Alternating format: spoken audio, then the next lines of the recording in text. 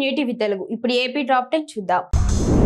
పశ్చిమ గోదావరి జిల్లా పాలకొల్లు మారుతి థియేటర్ సెంటర్లో బడుగు బలహీన వర్గాల సమస్యల పోరాట యోధుడు వంగవీటి మోహన్ రంగా వర్ధంతి సందర్భంగా ఆయన విగ్రహానికి మంత్రి నిమ్మల రామానాయుడు పూలమాలలు వేసి నివాళులర్పించారు. అనంతరం మంత్రి మాట్లాడారు. సమాజంలో అణగారిన వర్గాల కోసం వంగవీటి చేసిన పోరాటం వెలకట్టలేనివి అని అన్నారు.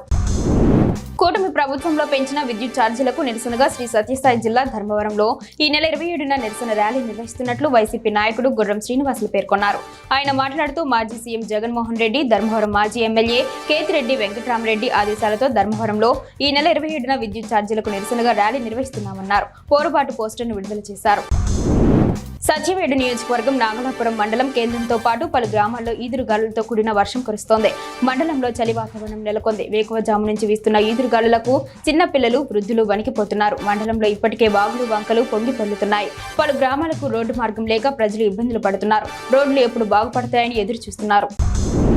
ముంచంగిపుట్టు మండలంలోని బరడ పంచాయతీ పరిధి బురిసిందిలో ఆశా కార్యకర్త మితుల నెలలు నిండిన గర్భిణీలకు కిల్కారీ కాల్స్ పై అవగాహన కల్పించారు. ఆమె మాట్లాడుతూ గర్భిణీలకు ఆరోగ్య సమాచారాన్ని చేరవేసేందుకు కేంద్ర ఆరోగ్య కుటుంబ సంక్షేమ శాఖ కిల్కారీ వాయిస్ తో కూడిన సమాచారం పేరిట కొత్త కార్యక్రమానికి రూపకల్పన చేసిందన్నారు. కేంద్ర రాష్ట్ర ప్రభుత్వాలు మాతా శిశు మరణాలకు పటిష్టమైన చర్యలు చేపట్టిందన్నారు.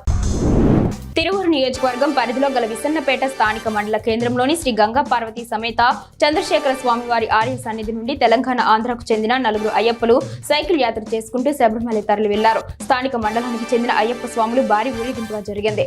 ఈ కార్యక్రమాన్ని అయ్యప్ప స్వామి భక్తులు అంగరంగ వైభవంగా నిర్వహించారు. పులివెందుల్లో తాగునీటి సమస్య లేకుండా చూస్తామని టీడీపీ నియోజకవర్గ ఇన్ఛార్జ్ బీటెక్ రవీంద్రనాథ్ రెడ్డి పేర్కొన్నారు.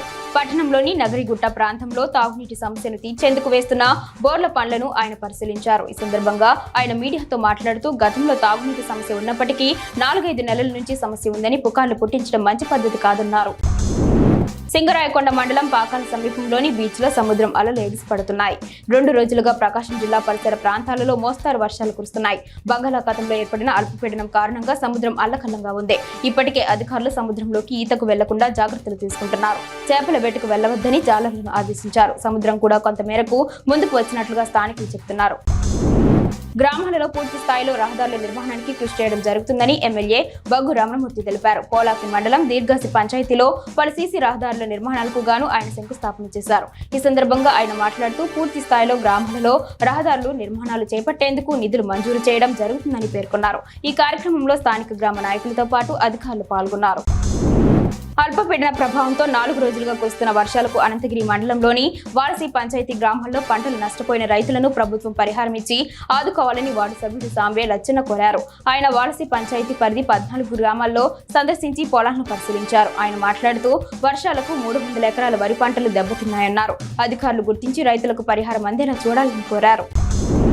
తిరుపతిలో అన్నమయ్య సర్కిల్ వద్ద శ్రీ అన్నమాచార్య విగ్రహానికి క్రైస్తవ మతానికి చెందిన శాంటా క్లాస్ టోపీని పెట్టి స్వామివారిని అవహేళన చేయడం మంచిది కాదని కలవల రామ్ కుమార్ పేర్కొన్నారు. ధర్మవరంలో ప్రెస్ మీట్ లో ఆయన మాట్లాడుతూ కలియుగ దైవం శ్రీ వెంకటేశ్వర స్వామి మహాభక్తుడు, పద కవిత పితామహుడు శ్రీ అన్నమాచార్యులు వారిని ఈ విధంగా అవమానించడం హిందువుల మనోభావాలను దెబ్బతీయడం మంచిది కాదన్నారు.